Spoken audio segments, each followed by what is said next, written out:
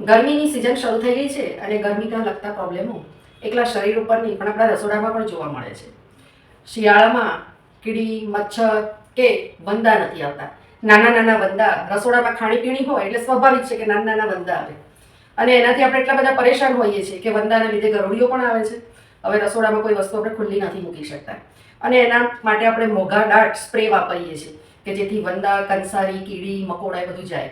પરંતુ હું તમને આજે એવો ઉપાય બતાવું કે તમારે કોઈ મોઘા ડાર્ટ સ્પ્રે ખરીદવાની જરૂર નથી, પણ એની જે અસર છે ને એ મોઘા ડાર્ટ સ્પ્રે જેવી જ આવશે. તમારા રસોડામાં ના તો કીડી આવશે, મકોડા આવશે, વંદા આવશે કે કોઈ કંસારી આવશે.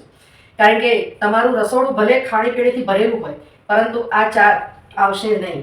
અને એના માટે બિલકુલ સિમ્પલ ઉપાય બતાવું છું. ના એના માટે કોઈ રેમેડી કરવાની છે કે ના કોઈ એના માટે બધી વસ્તુઓ ભેગી કરીને આપણે એનો ધૂપ કરવાનો છે કે ના એ કશું જેવું નથી કરવાનું. પરંતુ રસોડાની અંદર તમારે જ્યાં કીડી મકોડા કે વંદા કે નાના વંદા કે મોટા વંદા આવતા હોય તો એના માટે એક જ ઉપાય છે. એ વસ્તુ તમારા ઘરમાં જ છે અને એ છે શું? વિક્સ. વિક્સને તમારે એક રૂમાલ લઈ અને આવી દિવાલો ઉપર થોડું થોડું લાઇટ ઘસી દેવાનું છે અને જ્યાં જ્યાં વંદા આવતા હોય, જ્યાં કીડી મકોડા વંદા કે કંસારી આવતી હોય તેવી જગ્યાએ આ પૂમડું સરસ વિક્સમાં બોળી અને ખૂણા ખાજડામાં મૂકી દેવાનું છે અને એને કદાચ આવી કિનારી જે રસોડાની હોય એના પર પણ લાઇટ ઘસી દેશો તો વંદા મકોડા કીડી કે કંસારી કશું જ નહીં આવે. આના માટે ક્યાં મોંઘો ખર્ચ કરવાની જરૂર છે? આ જ એક કાફી છે.